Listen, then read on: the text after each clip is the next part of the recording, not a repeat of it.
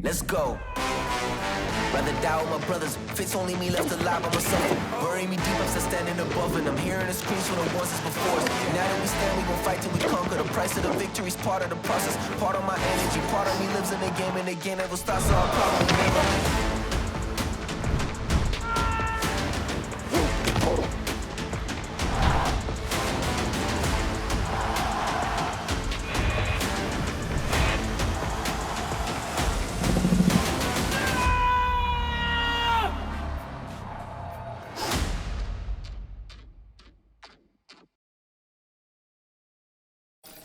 SportsLink Studios on the campus of Ball State University. This is SL Gameday presented by Sight and Sound. My name is Charlie Maurer. We thank you for joining us on this Wednesday evening as the Ball State Cardinals host the Central Michigan Chippewas for the third week of midweek MACtion. As for last week for the Ball State Cardinals, they lost in heartbreaking fashion to the Northern Illinois Huskies in DeKalb, Illinois. Cardinals had the lead in that first half, the majority of that first half, but in that second half, it was all NIU. They wanted a game-winning field goal from John Richardson in the fourth quarter in that last possession, 30-29. It was a first quarter win for the Ball State Cardinals. Brandon Martin and Brett Anderson both forcing turnovers for Ball State, but at the end of the day, it was NIU taking the win for the Huskies. You see Drew Plitt over 126 yards for him and a touchdown. Justin Hall, 2 first-half rushing touchdowns for him. Plenty to like for the Ball State Cardinals against NIU, but it's a new week and a new matchup for Ball State, and head coach Mike New had plenty to say about the Central Michigan Chippewas earlier this week in the press conference. Let's take a look. Big game this week, obviously coming back home on Wednesday night against Central Michigan. Good football team. I think first and foremost, very proud of the guys for just having a good attitude, man, regrouping. Obviously, it was very difficult, but, we challenged the guys when we got together on Friday to make sure that, we got to move forward full speed ahead, and just proud of the attitude, proud of the guys. We got to just keep looking ahead. We can't change anything that's happened, in the rearview mirror, and so we got to look forward full speed ahead, and that's what, challenged the guys on Friday, and we got a lot left to play for. There's a lot left to be accomplished, and we just got to look forward, and really that's just credit to those guys for approaching the practice field, approaching the meetings that way. And obviously had 2 good days so far. We got to just keep going. All my energy, all my focus, all my effort is for our players, making sure we do the best to put a game plan together, to do everything we can from a preparation standpoint to give our guys the best chance to go out there and have success. And I'm going to give everything I have, everything I have to our guys that have given everything to our program, and that's really all I can control right now. There'll be a time down the road where we step back and evaluate the whole picture, but right now just concerned on things we can control, and we still got a lot left that we can accomplish here this season. All we can control is how we finish the season. We got 2 games left that are guaranteed together. Our focus is only on Central Michigan right now, and it's a good team. They're in the thick of it, and they're fighting. Still fighting, and obviously they got a good football team. Coach McElwain's done a good job there, and all I'm concerned about for us is we got to play our best brand of football on Wednesday night, and building the confidence necessary here in practice. Yesterday, today, tomorrow, That's the only thing I'm concerned about right now. Getting a win on Wednesday night, that's the only focus. Plenty of things to like about this Ball State team now with only 2 games remaining in the season. But one player in particular has stood out the most, and that's the freshman running back Carson Steele. Now with almost 700 rushing yards on the year, Aaliyah Prim has the story on the freshman running back from Center Grove. It's just a beautiful campus, coming by and, seeing all this stuff. And I got to see Frog Baby. That was one of my cool things when I came here. Everybody kisses it when they graduate and stuff. So it's just little stuff like that. It's tradition wise, seeing stuff like that, it's kind of cool because that's where I came from, a little town. It's a bunch of tradition and stuff. When I was younger, I kind of wasn't the most athletic kid, but my dad and parents kind of got me into it, and ever since I touched the ball when I was younger, it's kind of just stuck with me, and I've been with it ever since.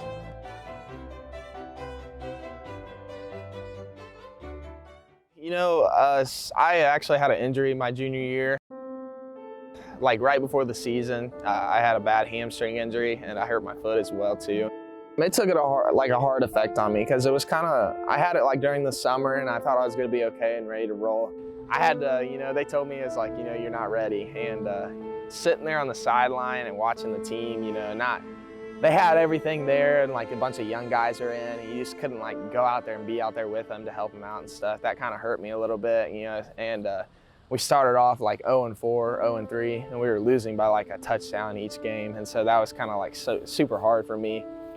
But, luckily I got to come back and play, and we went to the state championship, but unfortunately we ended up losing, but I had all kinds of injuries and stuff, so. Some of those big schools, they kind of, just gave up on me, but Ball State offered me, I would say even before the injury and everything, and they found out about the injury, and they were just get healthy, we still want you. So they kind of stuck with me, and I wanted to come to somebody, come to a school that cared for me and really liked me. And so I knew Ball State, they, even though they stuck with me through a bad injury, and they like to win too, coming off the MAC championship, I knew that could be a school that you could do something. Coming here to Ball State as well with Coach New, he has a bunch of tradition stuff too, so that kind of helped me transition over, and not be out of the ordinary and stuff like that. So. I told the team I was I wanted to help out any way I could, whether it was a scout team or anything like that, but being able to come out and play, actually get my first touchdown in the first game. Split under center, hands this one off, out of the backfield, Carson Steele, burst of speed into the end zone, touchdown for Mr. Indiana football. Welcome to Muncie, Carson Steele. It's an amazing feeling, and all the media and stuff, recognition, you kind of just gotta humble yourself down a little and try not to think about all that stuff, put the team over yourself, and that's definitely helped me, be able to play, and try to figure things out here and there, so.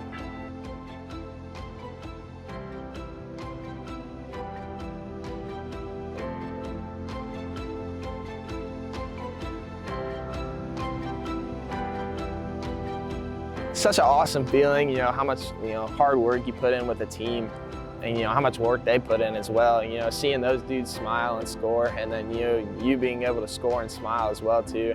It's just kind of like a stress reliever, after all the hard work you put in for the week, and then you get to go out on Saturday, run touchdowns and run and stuff like that. So it's just an amazing thing.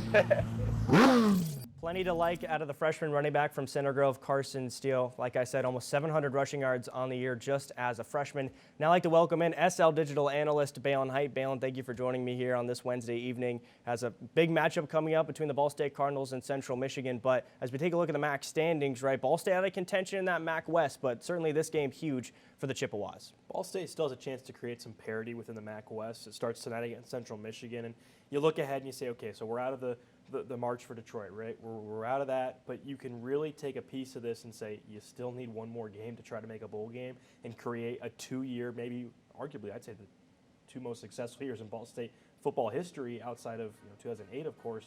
But if you can put that together, back-to-back bowl games and back-to-back potential bowl wins, I think there's still a lot to be said for Ball State.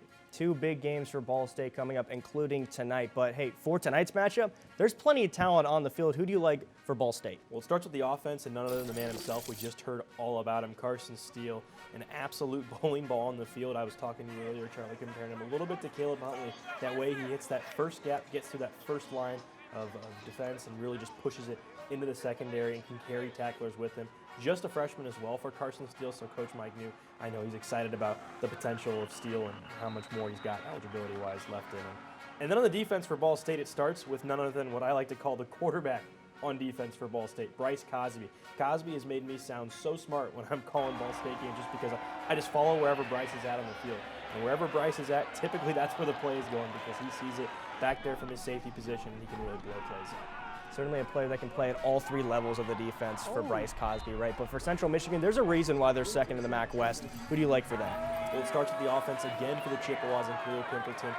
He made a pretty big name for himself a few weeks ago just through the attention that midweek MACtion gets. Just absolutely an offensive firepower, not only through the air, but in the return game as well. Ball State will have to be very, very locked in on special teams to make sure he doesn't get any open space. And then on defense, a very similar player to Bryce Cosby, Gage Kresge, for Central Michigan, 31 solo tackles, 47 total in INT, in 10 straight starts. He's the most experienced defender on the Central Michigan defensive side. Certainly some players we're going to be looking out for in tonight's matchup. But hey, we love to talk about what goes on the field for these players in the Mid-American Conference, including the Ball State Cardinals. But off the field, plenty of hobbies and interests for these players as well. As for Jordan Williams, he likes to take walks with his furry friend Zulu.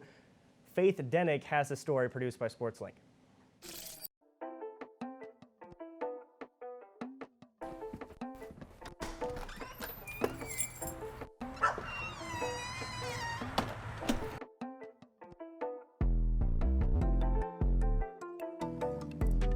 So this is Zulu right here. He was born on August 13th in 2020. Good reason why I did get him is because he was born on August 13th. 13 is my football number. You know, I kind of thought it was meant to be. I really wanted golden doodles. I have a golden doodle at home. His name is Simba.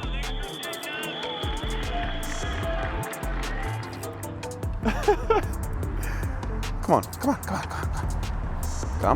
on. So like I said, I have a golden doodle at home. His name is Simba. He is about 75, 80 pounds. I grew up with him all my life. He was such a good dog to me. I really like his attitude, so that's where my love for golden doodles came from. Uh-oh.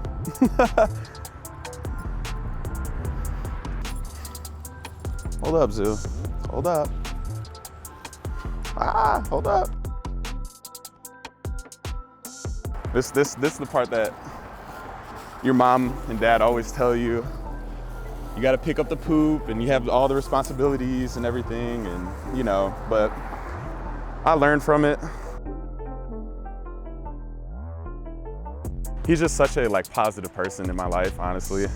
Just likes to greet everybody, treats everybody the same. That's another thing he does really well that I try to adapt to myself. He treats everybody the same. He doesn't judge anybody.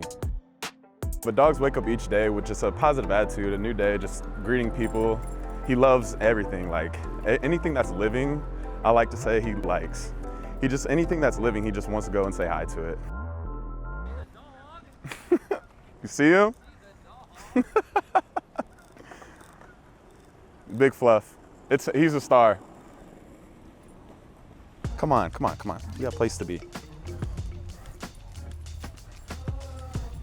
But he's such a good dog. He was raised really good. Hi! You want to say hi? How are you? Good, I haven't seen you in forever. I'm in housing now. Oh, okay. Well, hi, Sorry. Baby. Hi, dear baby. Hi, dear. He loves people so much. He's so cute. Thank you, hey, it was good seeing you. So a lot of people ask me why I named him Zulu, and I wanted kind of like a southern name. So my dad's from New Orleans. I went down there for Mardi Gras, and I kind of wanted, an exotic name, something that's different, something that'd be cool. So Mardi Gras, Zulu, that's where that just came from, so.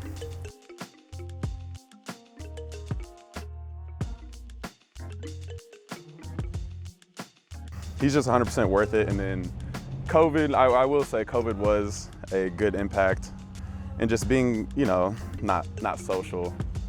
And he just changed that for me, just being that brightness every day, having a great attitude, and I just try to be like him. Come on. Which actually is funny because a lot of people say I try to look like him with my hairstyle.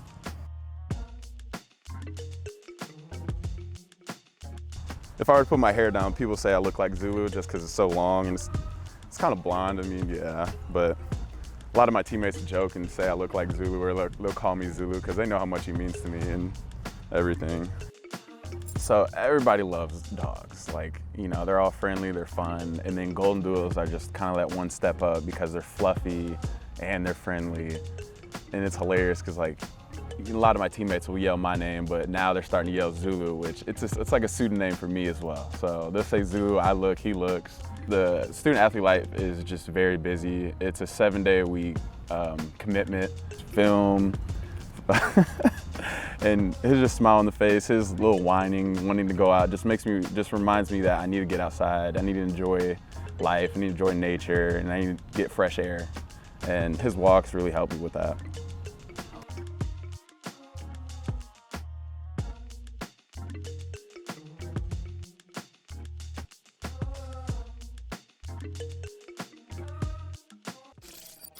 Always nice to take a look into what players are doing off the field, not only how well they're performing on the field. Now I'd like to welcome in another SL digital analyst, Ryan Klimcak. Ryan, again, thank you for joining me here on this Wednesday evening. A lot of excitement around this game tonight. Third week of midweek MACtion, right? Fans are piling into Schumann Stadium, but what are some things that need to happen for Ball State tonight to try and move up in that win column? Well, I think for the keys to the game for tonight's game, Charlie, I think number one is going to be to stay disciplined, mainly on defense. I know Ball State maybe didn't have a ton of penalties last week against Northern Illinois. Both teams, both the Huskies and Cardinals, only made 4 penalties. So it's not like there were a ton of penalties by the Cardinals, but there was one penalty late in that game against Brandon Martin, and it kind of set Northern Illinois up for an easier field goal. And of course, with college kickers, you want to make sure you make field goal attempts as hard as they can be. And those free yards kind of set Northern Illinois up for victory, maybe just a little bit easier than they would be. And plus, Central Michigan has put up 35+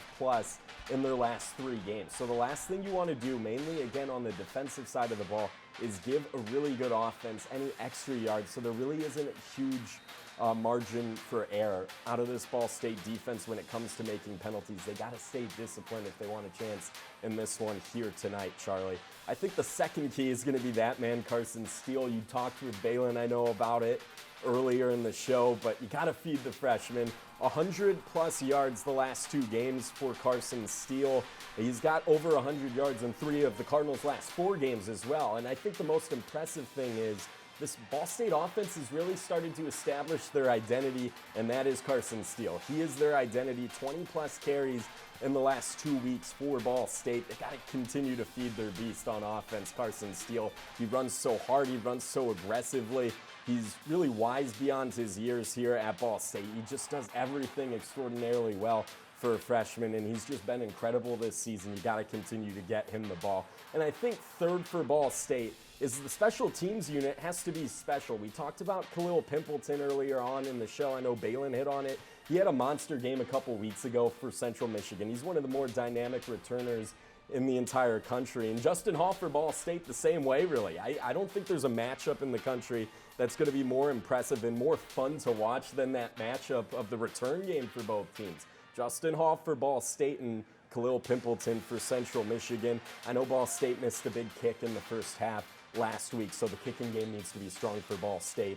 This is going to be a high-scoring game, I think, Charlie. I think both these offenses, I know Central Michigan's offense has been really in a zone the last couple of weeks. I expect Ball State's offense to be really good, so we need these returners to kind of set up their teams for success in the offense. If Justin Hall can give the Cardinals good field position before they even start their drive, that's going to be huge and a really big step for Ball State in this one. Yeah, you mentioned that 99-yard kickoff return for a touchdown from Justin Hall against Army, one of the bigger wins for Ball State this entire season. So expect to see, hopefully, some special things out of the special teams unit. But there have been some struggles for Ball State this entire season, but at the end of the day, they're 500. They're in a position to make a bowl game. What can you expect from the Cardinals' standpoint tonight? Well, again, I think getting Carson Steele the ball is going to be absolutely huge, and I think these offenses are going to be a little bit different. I think Central Michigan through the air maybe a little bit more than Ball State, and then Ball State's kind of your ground and pound offense. Justin Hall mentioned in the return game, but also like to give him some carries on the offensive side of things, not just throwing the ball to him through the air. So I think if Ball State can get him involved as well, I think the two keys for success for Ball State are going to be getting Justin Hall the ball on the outside and Carson Steele running in between the tackles in the middle of the field. And I think that's going to be huge in a formula for victory for Ball State. Hey, it's midweek MACtion. You got to love midweek MACtion. Third week of midweek MACtion for Ball State. 1-1, trying to go 2-1 tonight against Central Michigan. We thank you for joining us here on this Wednesday evening. This has been a presentation of SL Gameday presented by Sight and Sound. For our producers, Dennis Collier and Charlie Hammock, Ryan Klimcak and Baylen Hite, I'm Charlie Maurer. Enjoy the game.